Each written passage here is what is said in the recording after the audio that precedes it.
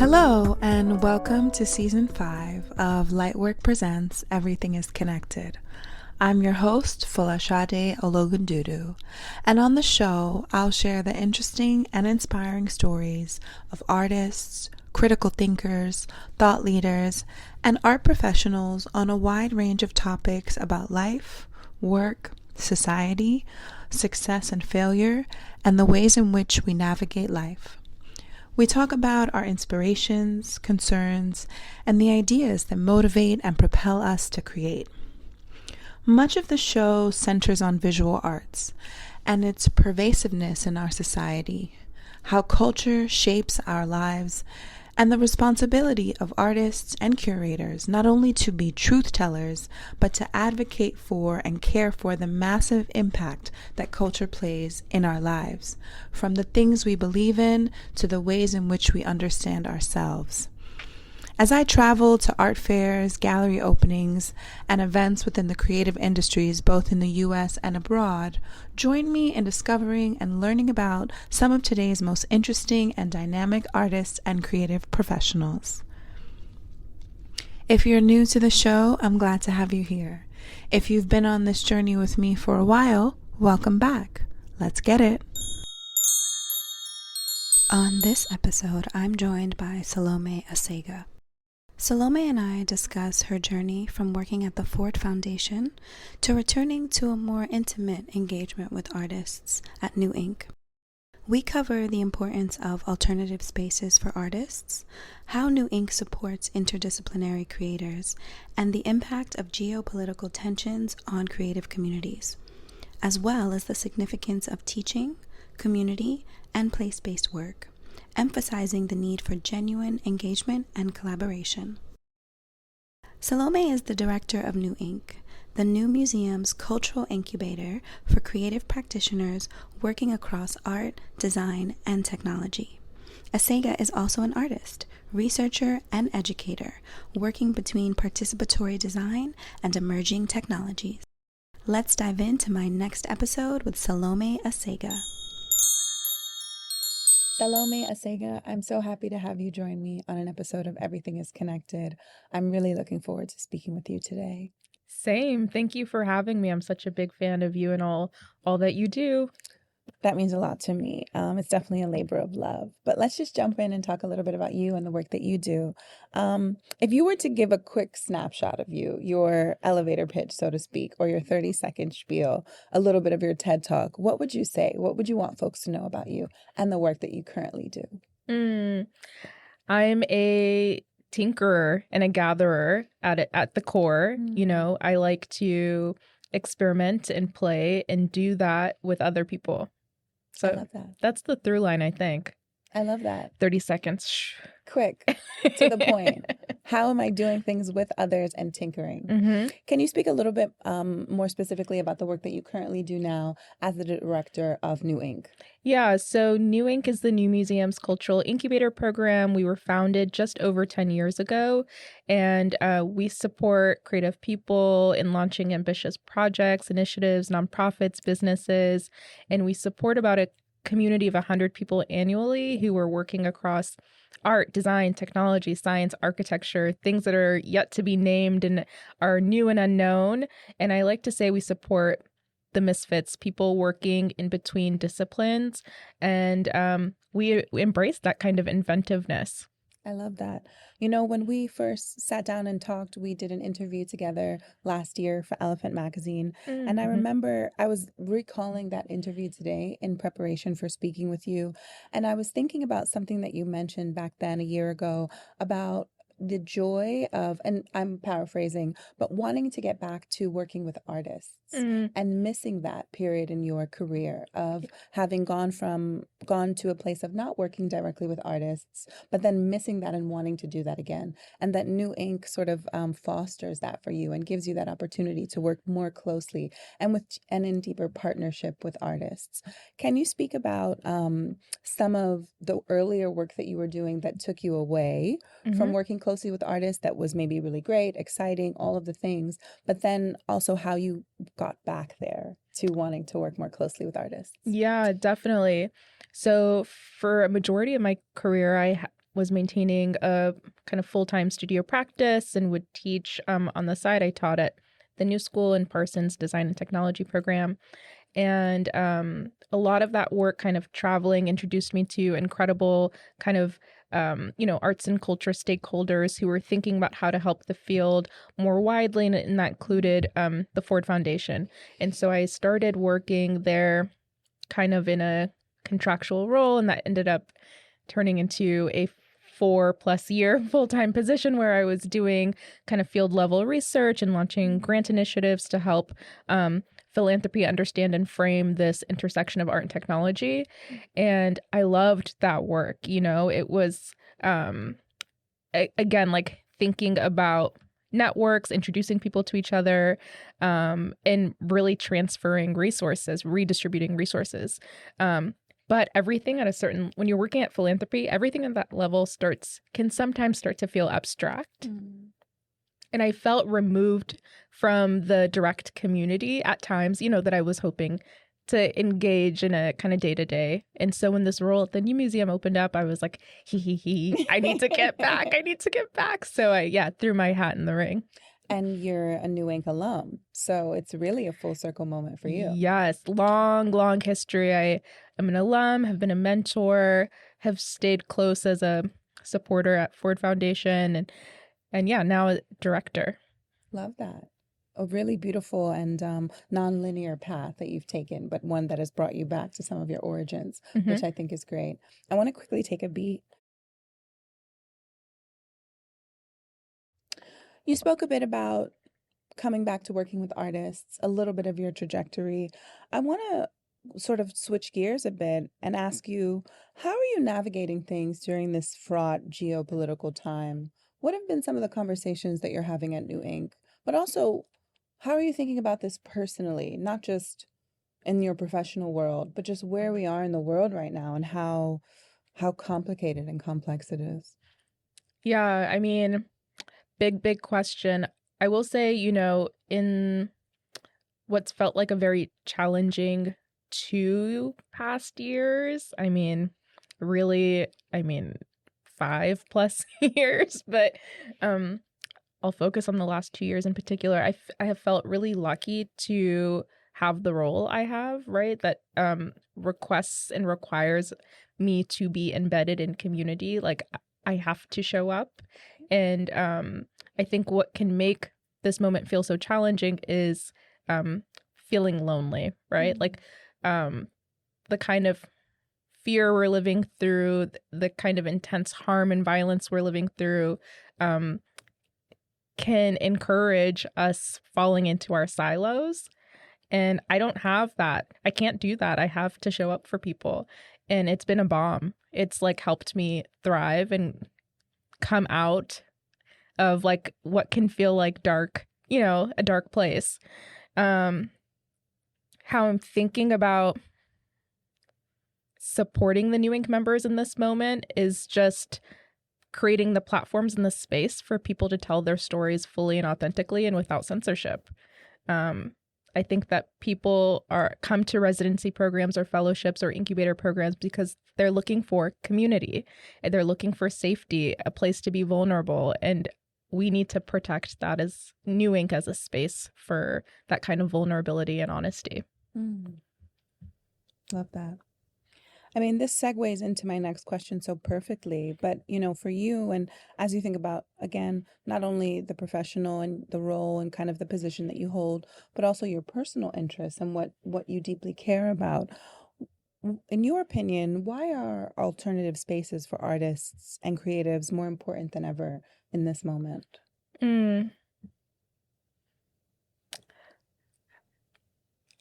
I think because people are making in really new, experimental, freaky ways. And so the containers, right, the architectures for new modes of making need to reflect kind of, these new practices. And so, I'm very happy that I work with a team of people who are like gung-ho ready to take on projects that they don't quite understand, because we know that investment is is like a practice of learning too, right? Like when you invest time, energy, resources into something you're not familiar with, it's saying, I don't know what this is, but I'm willing to like follow this thread because I have a hunch that you're onto something. Your passion is driving me to learn more about what you're doing. Do you think that ethos speaks a bit to how DemoFest has been ideated and sort of executed over the years? Yeah, absolutely. New Ink is embedded in the New Museum, which has a mission to support new art and new ideas, and that is like the core, thesis of the festival. It's like we are here to celebrate emerging ideas, emerging practices, and come learn with us, like, and lean in, ask questions when you don't understand something. Yeah, I love that. Another question, what legacies do you think artists are pulling on when they engage in a sort of FUBU-esque approach, which is a sort of for us, by us approach to their artistic practice or to building community or to engaging in cross collaboration or partnerships? What legacy do you think that they're drawing on in doing that work? It's unbought and unbossed. It's for us, by us. It's we can do it on our own. It's open the door. I brought my table and my chair. I brought some more chairs, Everybody's going to sit at the table. Everybody's going to sit at the table. It's, we can build our own institutions and they don't need to scale in the ways we've seen before. It's the leaning into potential and possibility, right? Like what could be. Right. As opposed to what is and what has been. What is, what has been, or what should be, right? There are even slight, subtle difference between could and should. Definitely. I'm thinking a little bit about just the idea of the term community being so co-opted and kind of used in a way that is more like a commodity, right? You hear everyone saying the word community all the time now, but what does that really mean? Like, what does it mean when the word is overused, when its definition is shifted, when it's now taken into the sort of corporate space? It's part of popular speech. It seems to be everywhere, but people still deal with bouts of loneliness. They still deal with the feeling of being isolated. They still deal with the challenge and difficulty of being an artist or a creative in this time where resources are scarce, or trying to find ways to do experimental projects are difficult because of the costs. What are some of your thoughts about the way people are using the word community and maybe misusing it these days? Yeah, I think when you're unsure what that word means, you should ask the person. I think that's an important challenge we should do with each other. I think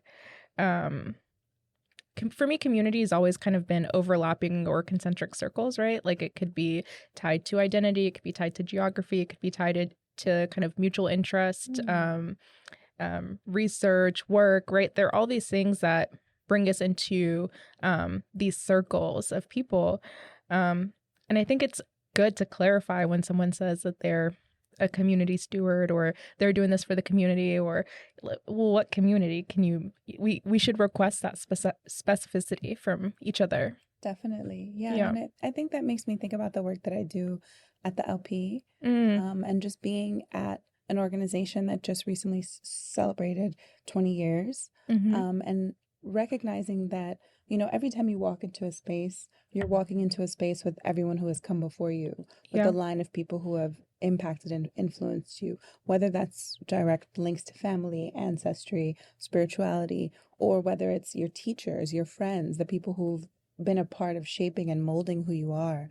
And I think what's so interesting is like organizations that stay grounded and rooted in the communities that they sought to serve from the beginning. How do you think about that? Like place-based work?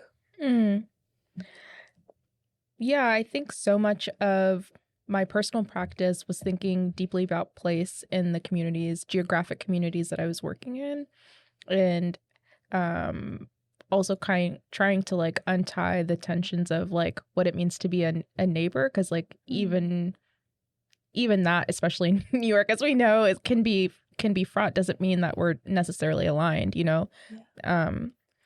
So I mean, wait, I want to answer your question what do you, when you say like, what do you mean by, what's the question around place-based work? Well, how do you think about place-based work? How do you think about the fact that you can impact people based on where you are, based on the location in which you're doing the work? Or also another way to kind of think about it, or another entry point could be in the work that you do with New Ink. Do you think of the work that you're doing in terms of where you are? And in terms of how you're impacting the place where you're actually activating, whether you think about that as New York City, if you think about that as a creative hub, is it location specific, but in an imaginary way, as in we're creating a new place that hadn't yet existed, right? And thinking about this kind of futuristic way of looking at life. Totally. So that could be like 3 different questions, but feel free to kind of approach it how you... Yeah, I think in my personal practice, thinking about place, I was interested in the kind of generative confrontations that can happen when you're in community and haven't yet been given the space to talk about something that points to maybe misalignments, right? And it's like, well, how can we work through those misalignments and dream up new ways of understanding each other, right? Coming to a common point. And then I think at New Ink, we started out as a place-based program. It was tethered to the workspace right next to the new museum on the Bowery.